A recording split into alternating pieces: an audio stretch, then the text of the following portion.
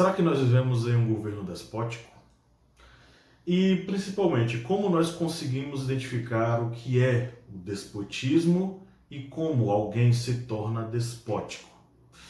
Essa pergunta ela é interessante porque nos remete a um pensador clássico, né, do período do Iluminismo, que é o Montesquieu, mas que também vai nos ajudar a entender um conceito de dominação que é um conceito do final do século XIX, que é do Max Weber. E, de fato, entender como um governo se torna despótico e de que modo nós podemos agir e atuar dentro desse contexto político, onde um governo ele acaba centralizando o poder e comandando, né, baseando seu comando no medo. Se liga que a videoaula de hoje vai te mostrar um pouquinho sobre isso. Mas antes de continuar aqui o nosso vídeo, eu queria perguntar para você o seguinte: está curtindo? Deixa o seu joinha. Não é inscrito no canal? Clique em se inscrever e ative o sininho para receber nossas notificações. E principalmente, curte nosso material há um bom tempo? Nos apoie. Vá no site apoia.se/historiante e nos ajude a manter esse projeto aqui sempre produzindo muito conteúdo para você. É só você contribuir com R$4 mensais.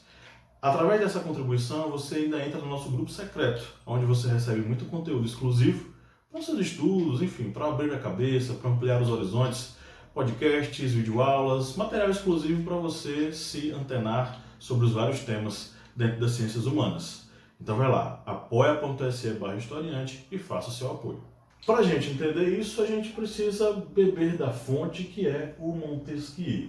Montesquieu é um pensador clássico, né, vamos dizer assim, dentro do Iluminismo, e é ele quem formula a ideia de divisão dos poderes, identificando aí a existência de dois poderes, o legislativo e o executivo, colocando o judiciário como um poder neutro, logo não entra na equação, porque ele não pode pender para lado algum, tá?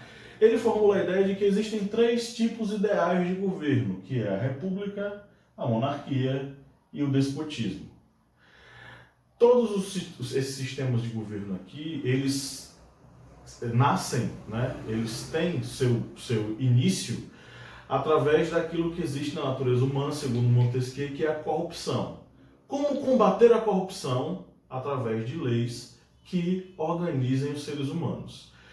Só que aí tem um problema. A república e a monarquia conseguem, né, fazer com que esse tipo de coisa ele seja controlado. As leis controlem, né, o ímpeto do ser humano. Já o despotismo não, porque a própria natureza dele, segundo Montesquieu, é corrupta, é corrompida. Então o despotismo dos três é o único sistema de governo que permanece corrompido mesmo com a existência de leis. Tá? E aí, um asterisco aqui interessante que você precisa entender, que dentro de um governo despótico não existe equivalência entre poderes, ou seja, não existe equivalência entre poderes porque o poder principal e mais forte é do déspota, e é ele quem age. E o que é o déspota? É o governante que controla o Estado com mãos de ferro, que faz com que as instituições girem em torno dele e façam aquilo que ele quer, e governa baseado em alguns critérios, que são esses critérios aqui, tá? Primeiro, ele governa de acordo com as próprias vontades, ou seja, não existe interesse do Estado, o que existe são as suas próprias vontades e ele exerce isso durante seu governo. Ele governa mediante o medo, ele instaura o medo para fazer com que as pessoas elas se submetam. E essa submissão ela faz com que, para o despotismo existir, deva existir uma obediência extrema. Sem essa obediência extrema não existe despotismo, né? Então o déspota necessita desse tipo de obediência extrema. Então o sistema do despotismo ele só existe, ele só é desenvolvido, só é levado a cabo se houver um processo de total instabilidade das instituições e onde o déspota possa agir de modo sem controle, né? Com a crueldade sem fim. O interessante é que isso nos faz remeter ao ideal de dominação, que é um ideal do Max Weber. E o que é que Weber fala sobre essa questão da dominação? Existem três tipos de dominação, tá? A dominação carismática, aonde o indivíduo exerce a dominação sobre outro, porque em torno de si existe uma aura carismática, existe uma espécie de aura, de mistério, enfim, metafísico, uma coisa que beira quase a lenda. Então você me respeita porque em torno de mim existe toda uma aura cósmica de superioridade, e você, baseado nisso, você me respeita e você até me venera em alguns momentos. A dominação tradicional é aquela dominação que existe baseada na ordem social vigente de anos e anos, de tempos em tempos, e que o indivíduo ele domina o outro porque essa ordem diz que ele deve dominar esse outro. Isso a gente vê muito na questão das relações do período medieval, no feudalismo. Tá? Então o senhor domina o seu vassalo, o seu camponês, enfim. Por quê? Porque existe uma ordem social que diz que o senhor, aquele cara que nasceu da família nobre, ele deve governar sobre todos nós. Então essa ordem social ela deve ser mantida, e o respeito e a dominação existe decorrente disso. E existe também a dominação racional ou legal. Essa dominação racional ou legal está ligada ao seguinte: você respeita determinada autoridade porque as leis assim exigem. Essas leis definem que eu devo respeitar essa hierarquia, ao mesmo tempo em que a pessoa que exerce a dominação, ela também deve respeitar essas leis. Então esse é o último tipo de dominação. Desses três aqui, é mais fácil que um déspota apareça numa dominação que é carismática. Apesar de o próprio Weber identificar que é na dominação tradicional que esse tipo de déspota aparece. Mas eu vou explicar o meu raciocínio do seguinte aspecto.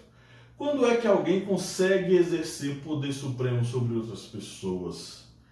Primeiro, pode ser mediante a força, usando da crueldade para dizer ou você me respeita ou eu lhe mato. Ou pode nascer do fato de que a pessoa ela tem em si uma aura que faz com que a outra pessoa a respeite, né? Uma aura de lenda, de mito. E aí é onde entra a questão da dominação carismática. Nós vivemos em um despotismo? Ainda não. Porém, e aí já estou respondendo a pergunta que eu fiz no início do vídeo. Nós vivemos sob a presidência de um cidadão que tem comportamentos despóticos, que tenta governar baseado nas próprias vontades, que tenta impor o medo para que as pessoas o respeitem e que tem que exercer seu poder com obediência extrema. Ou você obedece ou você é demitido. E aí vamos ver o caso do INPE, né? O cara mostrou os dados, ele disse, não, tá errado, o cara disse, não, tá certo porque eu sou cientista, fiz os cálculos, ele disse, bom, então você vai ser demitido. E foi demitido, né? Isso me lembra muito o episódio do Johnny Bravo. As pessoas mais novas não sabem que desenho é esse, Johnny Bravo. O Johnny Bravo foi um desenho que durante muito tempo passou na Cartoon Network, né? Não sei se hoje ainda passa no Tooncast, enfim. E o Johnny Bravo era o típico heterossexual, o machão, gostosão, mitidão, que sempre levava fora, e em cada episódio ele levava uma virada em cima dele, porque ele era um cara sem noção, um cara idiota, um cara, enfim, fútil. Num dos episódios, todos os políticos da cidade, eles acabam adoecendo. E não sei porquê, na legislação dizia que, quando isso acontecesse, o maior idiota da cidade deveria assumir o poder. Quem assume o poder é o Johnny Bravo. E o Johnny Bravo domina e faz esse tipo de dominação, que é a dominação baseada na lei inicialmente, só que ele puxa para um lado completamente despótico, porque ele quer fazer na cidade aquilo que interessa, a sua própria vontade. Uma das medidas que ele toma é que as mulheres devem andar de roupas íntimas, né, na rua. E toda vez que alguém se opunha a ele, ele prendia, porque ele não tinha interesse que alguém ficasse lá enchendo o saco. Então é interessante, inclusive, que o próprio presidente do país, ele se coloca como um Johnny Bravo, ou seja, ele aceita que ele é o idiota, fútil, bobalhão, que toma atitudes de acordo com as suas próprias vontades e que não aceita qualquer tipo de oposição a si. Eu acho que não existe nada mais, enfim, que se encaixe melhor do que isso. Mas se o próprio presidente disse que ele o é, que ele é o Johnny Bravo, quem sou eu para dizer que não, tá? Então, essa é a explicação sobre o despotismo, tá, gente? O despotismo, ele é exercido, é uma das configurações de governo que Montesquieu preconiza. É a forma de governo que, por si só, de acordo com Montesquieu, já é corrompida, mesmo que as leis existam, e ela é exercida sem equivalência entre poderes, ou seja, o único poder é do déspota, não existe legislativo, não existe judiciário que façam frente a ele. Ele governa de acordo com as próprias vontades, baseado no medo, e ele requer a obediência extrema das pessoas do Estado, né, onde ele governa. Ok, pessoal, se você curtiu esse vídeo, deixe o seu like. Se você ainda não é inscrito, se inscreva no canal e ative o sininho.